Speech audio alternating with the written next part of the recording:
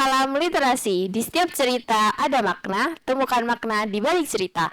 Halo teman-teman, Assalamualaikum warahmatullahi wabarakatuh. Waalaikumsalam warahmatullahi wabarakatuh. Perkenalkan, nama saya Zahratul Mufidah Hidayat. Saya dari Sahabat Perpustakaan. Hari ini saya mengajak kalian untuk mendengarkan sebuah cerita perjalanan tentang perpustakaan, suara-suara inspiratif, dan makna yang muncul dari setiap kisah. Hari ini adalah hari yang spesial teman-teman, karena di hadapan saya sudah hadir seorang pengemban literasi di sekolah. Beliau adalah Bapak Camit Nur Fajri selaku Kepala Perpustakaan SMA UI Yogyakarta. Halo Pak Camit, Halo selamat Pak Zahro. pagi menjelang Selamat siang. menjelang siang. Selamat datang di podcast kami Bapak. Terima kasih. Bagaimana Bapak kabarnya? Alhamdulillah hari ini saya merasa luar biasa karena yang membuat luar biasa ya karena undangan ini. Senang sekali saya punya kesempatan untuk ngobrol-ngobrol, berbincang-bincang dengan Bapak. Nah, jadi Pak, sebelumnya nanti saya bakal ngajak Bapak ngobrol-ngobrol seputar perpustakaan nih, Pak. Oke, Jadi boleh. nanti saya izin memberikan pertanyaan-pertanyaan ya, Pak. Oke, siap. Oke, sebelumnya nih saya penasaran. Biasanya kan Bapak ini kan selaku kepala perpustakaan. Betul. Nah, biasanya banyak orang yang menduga-duga kalau kepala perpustakaan itu biasanya menghabiskan waktu di antara buku-buku nih. Oke. Tapi saya yakin pasti Bapak punya beribu inspirasi yang nggak banyak orang tahu. Jadi Oke. boleh dong Bapak ceritakan Boleh. sedikit latar belakang Bapak seperti apa? Oke, baik. Bismillahirrahmanirrahim ya. Ini sedikit menjawab pertanyaan dari Mbak Zahro tentang latar belakang. Ya karena saya tahu Mbak Zahro itu bisa seyakin itu karena kenal saya sebagai guru PAI, Iya, bukan betul. sebagai kepala perpus ya. Jadi memang saya baru tahun ini diamanahi sebagai kepala perpustakaan di SMA UI Yogyakarta. Tapi sebelum itu saya sudah menjadi guru PAI sejak 2021. Jadi memang latar belakang saya bukan latar belakang seorang pustakawan begitu. Hanya memang dari dulu semenjak kuliah saya senang sekali berkunjung ke perpustakaan, meminjam buku begitu ya. Sampai hari ini saya merasa ketika saya diamanahi sebagai kepala perpustakaan, saya seperti menemukan diri saya yang lain gitu. Jadi tetap diri saya sendiri tapi sesuatu yang berbeda dari apa yang selama ini saya jalani. Apakah selama ini saya menghabiskan di antara buku-buku? Tentu tidak ya.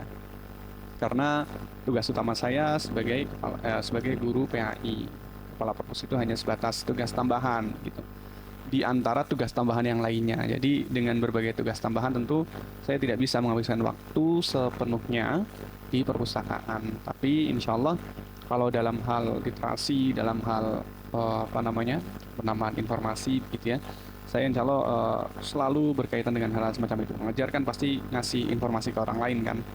Jadi kurang lebih gitu. Oke, berarti di sini Bapak itu punya banyak job desk ya, Pak? Iya, kalau saya mau adalah lebih dari 3. Wih, mantap. Kalau ini kan di era digital nih, Pak. Banyak yang bilang kalau perpustakaan ini udah mulai ditinggalkan. Tapi saya yakin Bapak pasti punya sudut pandang yang berbeda. Menurut Bapak, sebenarnya apa sih peran perpustakaan di sekolah? Oke. Sudut pandang yang berbeda saya kira tidak seberbeda itu ya. Tapi memang ada sebagian orang yang kemudian terbawa arus gitu ya. Terbawa arus itu gimana? Contohnya orang yang menganggap bahwa karena hari ini dunia sudah digital, semua apa-apa serba digital gitu ya. Bahkan di SMA UI kita punya e-learning, kita punya e-library gitu ya. Tapi dari survei singkat saya ke teman-teman baik yang ada di Sahabat Perpus maupun yang di luar, yang pemustaka lah pokoknya, yang mereka berkunjung ke perpustakaan, itu menunjukkan realitas yang berbeda dari berbeda dari apa yang disampaikan di awal tentang perpustakaan sudah ditinggalkan gitu ya. Saya ketika bertanya dengan pemustaka, masih banyak kok yang menjawab bahwa masih lebih senang ketika membaca buku konvensional, buku biasa, teks. Iya. Meskipun pandangan saya sebagai seorang kepala perpus tentu tidak hanya tentang pemustaka lebih suka itu ya, tapi menghadirkan layanan yang lebih luas, yang lebih terjangkau. Jadi selain menghadirkan buku-buku yang diminati oleh para pemustaka, memang kami di perpustakaan didorong untuk kemudian menghadirkan layanan digital.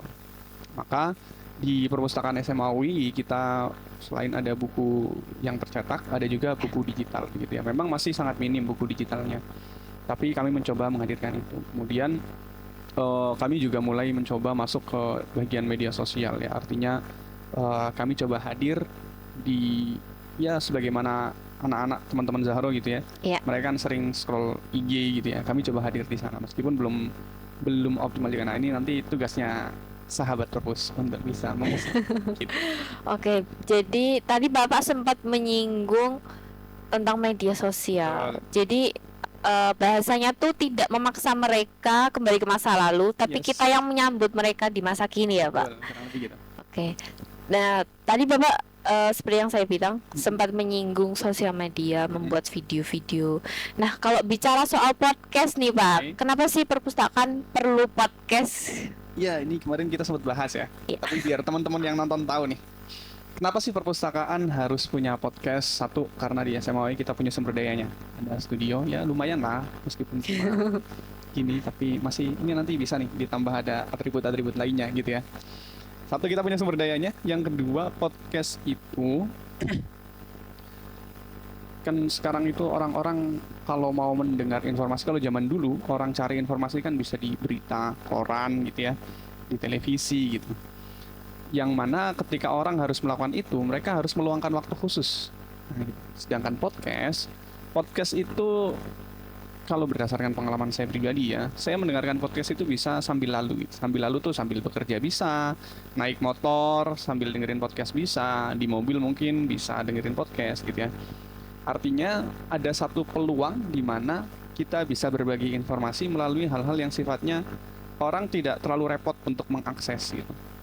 Katakanlah sekarang kan banyak ya orang-orang yang kemudian terjun ke dunia podcast, di produser tuh Ya. yang paling gede gitu ya ibaratnya industri podcastnya. Kemudian orang-orang kayak Raditya Dika yang dulunya main stand up comedy sekarang juga mainnya podcast, Ferry Irwandi dan seterusnya.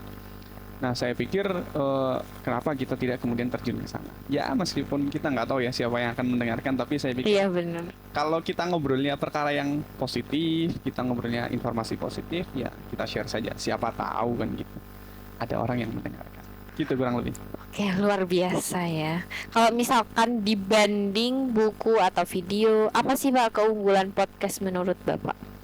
Ya, kalau keunggulan podcast satu tadi ya, tadi sudah saya sampaikan bahwa ini bisa didengarkan sambil lalu, artinya orang nggak yang serius-serius banget gitu ya.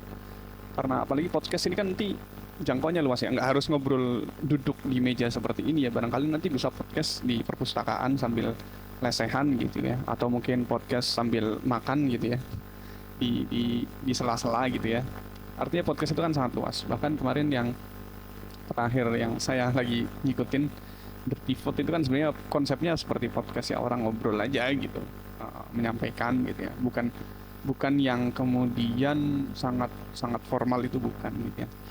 Nah, jadi keunggulannya itu satu, fleksibel gitu. Yang kedua, bahwa podcast ini bisa diarahkan kemana-mana. Kita mau ngobrol apa aja bebas gitu ya. Tidak terbatas, kalau berita itu kan harus ada informasi yang Iya. terjadi faktual dan seterusnya gitu ya. Bukan juga yang kita podcast bisa nanti barangkali ada teman-teman yang mau sharing di sini. Misal sharing buku, misal sharing atau mungkin ada yang membaca cerita gitu ya, dongeng dan sebagainya, itu kan bisa. Itu jadi sangat fleksibel. Saya pikir dari podcast kelebihannya seperti itulah. Terlebih ini medianya digital, di mana orang bisa mengakses dari mana saja, kapan saja, selama dia punya kuota kan gitu. Jadi kelebihannya kayak gitu sih kurang lebih di podcast itu. Oke. Kalau misalkan kan buat podcast itu pasti banyak banget tantangannya. Walaupun dalam kegiatan lain pasti juga banyak tantangannya. betul. Nah, menurut Bapak apa sih tantangan dalam mempersiapkan podcast gitu? Nah, ini nanti Mbak Zahra sendiri bisa menceritakan ya. Karena saya di sini sebagai yang diundang, meskipun saya juga ikut menyiapkan. Oke, tapi kurang lebih halangan yang paling utama, dan ini yang saya berharap semoga bisa dihindari oleh teman-teman sahabat perpus, adalah kemauan untuk terus ya berproses di sini. Artinya podcast ini butuh waktu ya. Nyiapinya butuh waktu, konsepnya butuh waktu, belum nanti ngundang ke materi butuh waktu, belum lagi nanti take videonya butuh waktu gitu ya. Itu proses yang panjang yang kadang sebagian orang itu jemu, capek gitu, bosen. gitu lagi. Padahal kalau ini berjalan, saya yakin ada banyak hal baru yang digali gitu ya. Jadi yang kesulitan pertama itu karena dulu saya pernah mencoba meng-create podcast juga, cuma ya berhentinya gara-gara itu. Baru 2 episode terus kayak, aduh banyak banget kerjaan lain yang menunggu gitu. Akhirnya nggak jalan lagi gitu. Nah, berhubung sekarang sudah di-handle sahabat perpus, saya pikir ini bisa berkelanjutan dan itu yang menjadi tantangan terberat. Kalau terkait dengan tantangan teknis, saya kira SMA UI dengan tim IT-nya sudah sangat mumpuni ya untuk kemudian bisa membantu secara teknis begitu. Jadi hal-hal di luar konsep saya pikir diselesaikan oleh teman-teman di tim IT begitu. Nah, konsep inilah yang kemudian harus digarap oleh sahabat perpus. Itu kurang lebih. Oke, Bapak. Nah, pertanyaan terakhir nih, Pak. Apa harapan Bapak terhadap masa depan podcast di perpustakaan SMA UI? Harapan saya tentu saja ini bisa lanjut cuma satu episode ya. Iya. Barangkali bisa ya sebulan 2 kali, sebulan minimal sekali lah sebulan gitu ya. Kemudian selain itu ada bahasan-bahasan yang menarik. Kalau saya sahabat perpus, saya sebagai kepala perpus yang sahabat perpus udah biasa gitu ya. Barangkali nanti menghadirkan guru di sini, menghadirkan teman-teman yang lain di sini, atau bahkan mungkin menghadirkan influencer di sini. Ya intinya podcast ini saya berharapnya menjadi satu ruang untuk kita bisa menumbuhkan inspirasi. Ketika podcast ini menumbuhkan inspirasi, insya Allah ini akan menjadi satu yang bermanfaat. Ketika bermanfaat ya saya percaya bahwa kita memberi manfaat kepada orang lain itu ada kebaikan bagi diri kita sendiri. Jadi harapannya nanti podcast ini terus berkembang, kemudian menghadirkan inovasi-inovasi, ide gagasan, informasi positif di tengah informasi di media sosial hari ini cenderung ini ya kemana-mana gitu. Ada istilah banjir informasi. Banjir Iya. informasi itu harapannya kita turut mengalirkan informasi tapi yang positif. Ibaratnya banjir ya bukan banjir yang keruh tapi banjir yang airnya berdingin kan asik ya. Gitu Mbak Sari. Oke, Masya Allah, amin. Pokoknya doa terbaik pastinya ya Pak untuk masa Betul, depan. teman-teman yang di sini doa terbaik untuk podcast ini. Iya. Nah, Pak, kita udah sampai di penghujung cerita, udah sampai di penghujung obrolan. Terima kasih banyak Bapak Camin sudah membersamai saya dan teman-teman yang nonton. Dan semoga obrolan ini bisa menyentuh para pendengar dan menyalakan kembali semangat literasi dimanapun mereka berada. Dan terima kasih juga untuk teman-teman yang sudah mendengarkan dari awal hingga akhir cerita. Dan sampai sini saja cerita kali ini. Saya Zahratul Mufidah Hidayat pamit undur diri. Semoga kita terus dipertemukan dengan cerita-cerita yang menginspirasi. Salam literasi. Tetaplah semangat belajar, mendengarkan, dan menemukan makna dalam setiap perjalanan. Wassalamualaikum warahmatullahi wabarakatuh. Waalaikumsalam warahmatullahi wabarakatuh.